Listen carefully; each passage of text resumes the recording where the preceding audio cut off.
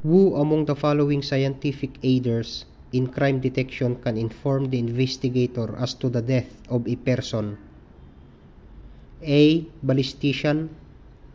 B. Cardiologist. C. Medical examiner. D. Fingerprint expert. Answer C. Medical examiner.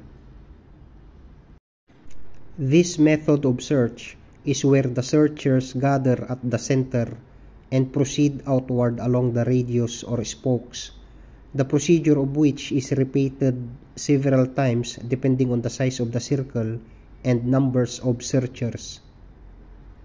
A. Circle method. B. Zone method. C. Wheel method. D. Quadrant method. Answer C. Wheel method. The surprise invasion of a building or area or an attack of a limited territory on a small scale. A. Arrest.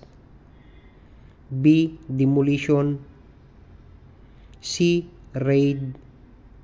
D. Search and seizure. Answer C. Raid. Before the questioning starts, the suspect requests to have counsel of his own but he could not afford to have one. The best thing an investigator should do is A. Stop the interrogation until a lawyer is produced. B. Continue the investigation with the promise that the counsel will be present when he signs the statement. C. Stop the interrogation and release the suspect immediately. D. All of this. Answer A. Stop the interrogation until the lawyer is produced.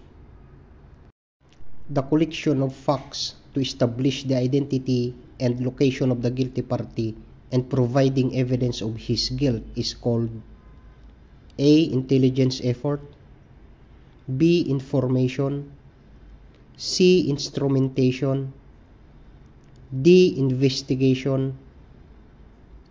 Answer D. Investigation. Authority of a person he exercised over his subordinates. A. Chain of command. B. Command responsibility. C. Responsibility. D. Command. Answer B. Command responsibility. An extrajudicial confession obtained from a suspect is admissible in the court of law if it was made in the presence of a counsel of his own choice and must be in A. Writing. B. Front of a judge. C. The presence of a prosecutor.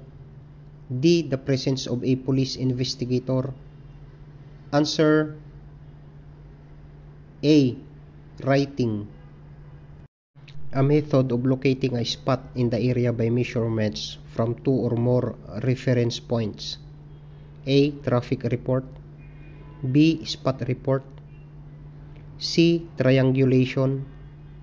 D. Accident investigation. Answer C. Triangulation. A kind of evidence which may link the suspect to the crime scene or offense. A. Physical evidence. B. Chain of custody. C. Associative evidence. D. Tracing evidence. Answer